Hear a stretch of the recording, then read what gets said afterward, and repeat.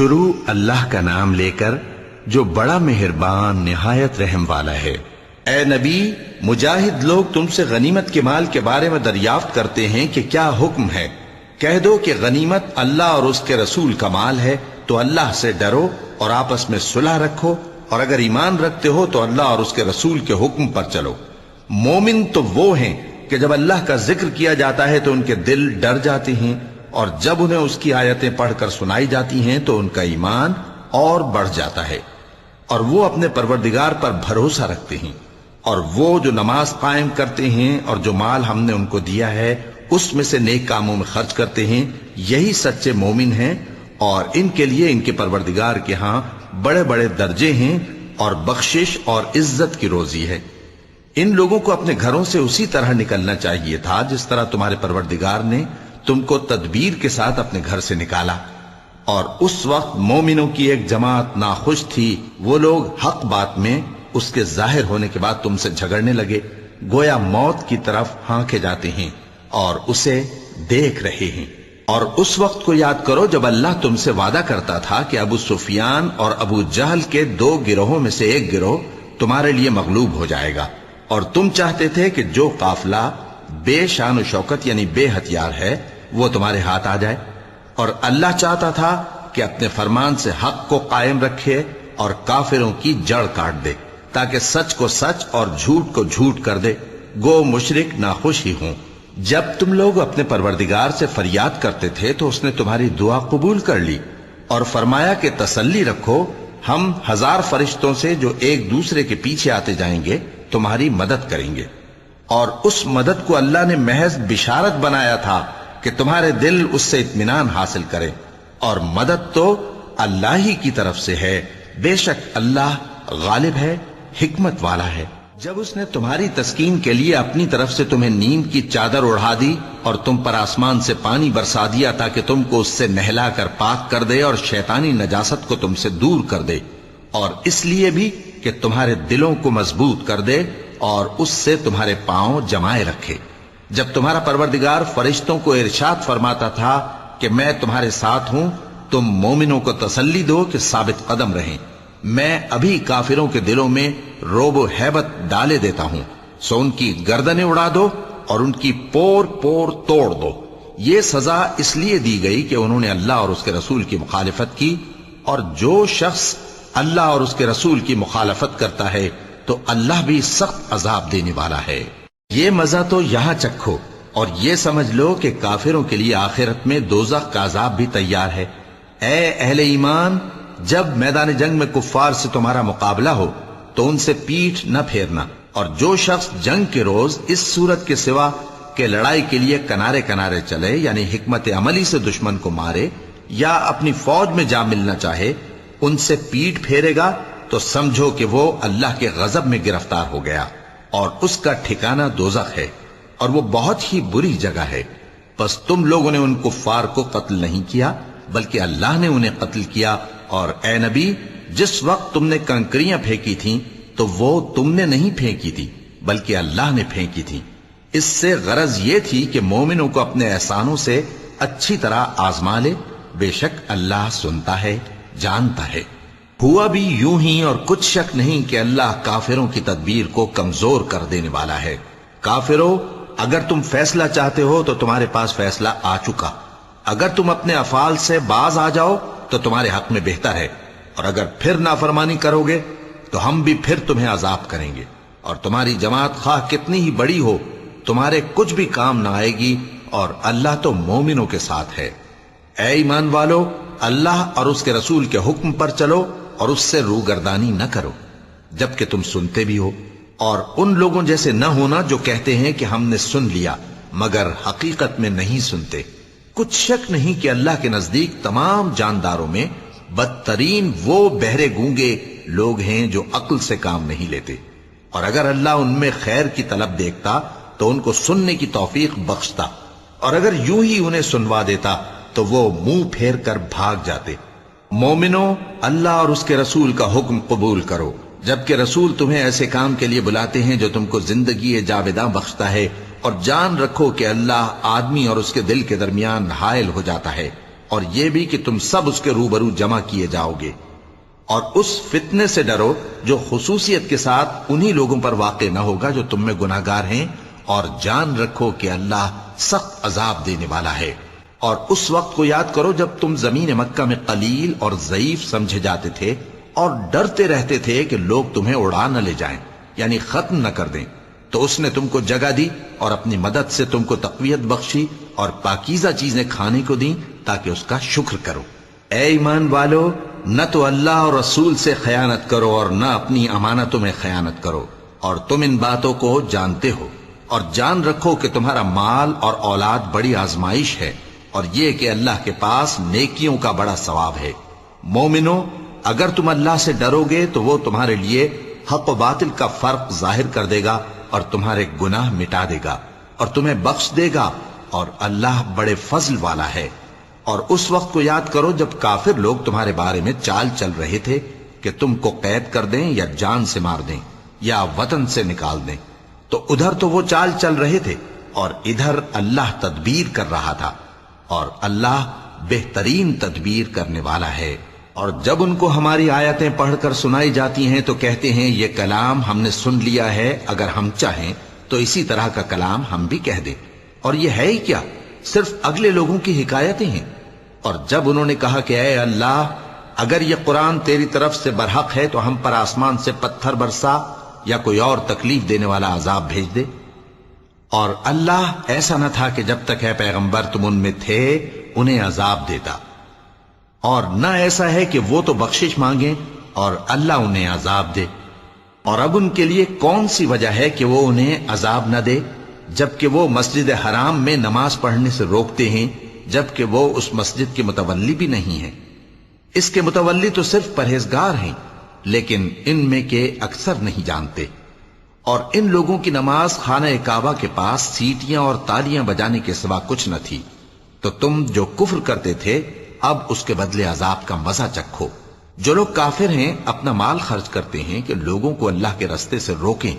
سو ابھی اور خرچ کریں گے، مگر آخر وہ خرچ کرنا ان کے لیے موجب افسوس ہوگا، اور وہ مغلوب ہو جائیں گے. اور کافر لوگ دوزخ کی طرف ہانکے جائیں گے تاکہ اللہ پاک سے ناپاک کو الگ کر دے اور ناپاک کو ایک دوسرے پر رکھ کر ایک ڈھیر بنا دے، پھر اس کو دوزخ میں ڈال دے. یہی لوگ خسارہ پانے والے ہیں. اے پیغمبر، کفار سے کہہ دو کہ اگر وہ اپنے افعال سے باز آ جائیں تو جو ہو چکا وہ انہیں معاف کر دیا جائے گا، اور اگر پھر وہی حرکات کرنے لگیں گے تو اگلے لوگوں کا جو طریقہ جاری ہو چکا ہے وہی ان کے حق میں بھی برتا جائے گا. اور ان لوگوں سے لڑتے رہو یہاں تک کہ فتنہ یعنی کفر کا فساد باقی نہ رہے اور دین سب اللہ ہی کا ہو جائے. اور اگر وہ باز آ جائیں تو اللہ ان کے کاموں کو دیکھ رہا ہے، اور اگر روگردانی کریں تو جان رکھو کہ اللہ تمہارا حمایتی ہے، اور وہ خوب حمایتی اور خوب مددگار ہے. اور جان رکھو کہ جو مال غنیمت تم کفار سے حاصل کرو اس میں سے 5واں حصہ اللہ کا اور اس کے رسول کا اور اہل قرابت اور یتیموں کا اور محتاجوں کا اور مسافروں کا ہے. اگر تم اللہ پر اور اس نصرت پر ایمان رکھتے ہو جو حق و باطل میں فرق کرنے کے دن یعنی جنگ بدر میں جس دن دونوں فوجوں میں مٹ بھیڑ ہو گئی تھی ہم نے اپنے محبوب بندے محمد صلی اللہ علیہ وآلہ وسلم پر نازل فرمائی، اور اللہ ہر چیز پر قادر ہے. جس وقت تم مدینے سے قریب کے ناکے پر تھے اور کافر دور کے ناکے پر، اور قافلہ تم سے نیچے اتر گیا تھا، اور اگر تم جنگ کے لیے آپس میں قرارداد کر لیتے تو وقت معین پر جمع ہونے میں تقدیم و تاخیر ہو جاتی، لیکن اللہ کو منظور تھا کہ جو کام ہو کر رہنے والا تھا اسے کر ہی ڈالے، تاکہ جو مرے بصیرت پر یعنی یقین جان کر مرے، اور جو جیتا رہے وہ بھی بصیرت پر یعنی حق پہچان کر جیتا رہے. اور کچھ شک نہیں کہ اللہ سنتا ہے، جانتا ہے. اس وقت اللہ نے تمہیں خواب میں کافروں کو تھوڑی تعداد میں دکھایا تھا، اور اگر بہت کر کے دکھاتا تو تم لوگ جی چھوڑ دیتے اور جو کام درپیش تھا اس میں جھگڑنے لگتے، لیکن اللہ نے تمہیں اس سے بچا لیا. بے شک وہ سینوں کی باتوں تک سے واقف ہے. اور اس وقت جب تم ایک دوسرے کے مقابل ہوئے تو کافروں کو تمہاری نظروں میں تھوڑا کر کے دکھاتا تھا اور تم کو ان کی نگاہوں میں تھوڑا کر کے دکھاتا تھا، تاکہ اللہ کو جو کام کرنا منظور تھا اسے کر ڈالے. اور سب کاموں کا رجوع اللہ ہی کی طرف ہے۔ مومنو، جب کفار کی کسی جماعت سے تمہارا مقابلہ ہو تو ثابت قدم رہو اور اللہ کو بہت بہت یاد کرو تاکہ مراد حاصل کر لو، اور اللہ اور اس کے رسول کے حکم پر چلو، اور آپس میں جھگڑا نہ کرنا کہ ایسا کرو گے تو تم بزدل ہو جاؤ گے اور تمہاری ہوا اکھڑ جائے گی، اور صبر سے کام لو کہ اللہ صبر کرنے والوں کا مددگار ہے۔ اور ان لوگوں جیسے نہ ہونا جو اتراتے ہوئے یعنی حق کا مقابلہ کرنے کے لیے اور لوگوں کو دکھانے کے لیے گھروں سے نکل آئے اور لوگوں کو اللہ کی راہ سے روکتے ہیں، اور جو اعمال یہ کرتے ہیں اللہ ان کا احاطہ کیے ہوئے ہے۔ اور جب شیطان نے ان کے اعمال ان کو آراستہ کر دکھائے اور کہا کہ آج کے دن لوگوں میں سے کوئی تم پر غالب نہ ہوگا اور میں تمہارا رفیق ہوں، لیکن جب دونوں فوجیں ایک دوسرے کے مقابل صف آرا ہوئیں تو پسپا ہو کر چل دیا اور کہنے لگا کہ مجھے تم سے کوئی واسطہ نہیں، میں تو ایسی چیزیں دیکھ رہا ہوں جو تم نہیں دیکھ سکتے، مجھے تو اللہ سے ڈر لگتا ہے اور اللہ سخت عذاب کرنے والا ہے۔ اس وقت منافق اور کافر جن کے دلوں میں بیماری تھی کہتے تھے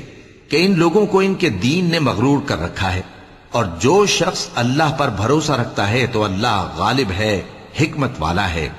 اور کاش تم اس وقت کی کیفیت دیکھو جب فرشتے کافروں کی جانیں نکالتے ہیں کہ ان کے چہروں اور پیٹھوں پر مارتے جاتے ہیں اور کہتے ہیں اب آگ کے عذاب کا مزہ چکھو، یہ ان اعمال کی سزا ہے جو تمہارے ہاتھوں نے آگے بھیجی ہیں،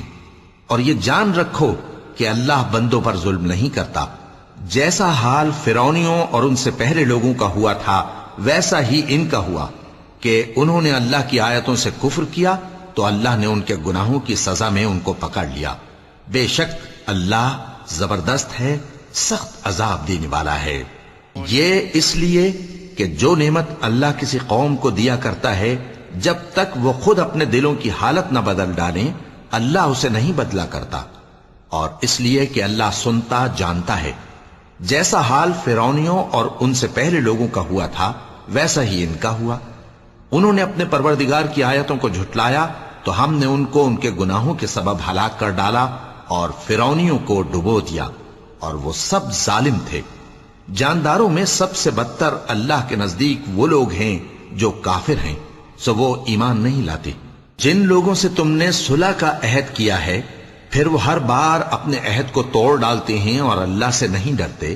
اگر تم ان کو لڑائی میں پاؤ تو انہیں ایسی سزا دو کہ جو لوگ ان کے پس پشت ہوں وہ ان کو دیکھ کر بھاگ جائیں، عجب نہیں کہ ان کو اس سے عبرت ہو۔ اور اگر تم کو کسی قوم سے دغابازی کا خوف ہو تو ان کا عہد انہی کی طرف پھینک دو کہ اس طرح تم سب برابر ہو جاؤ۔ کچھ شک نہیں کہ اللہ دغابازوں کو دوست نہیں رکھتا، اور کافر یہ خیال ہرگز نہ کریں کہ وہ آگے نکل گئے ہیں،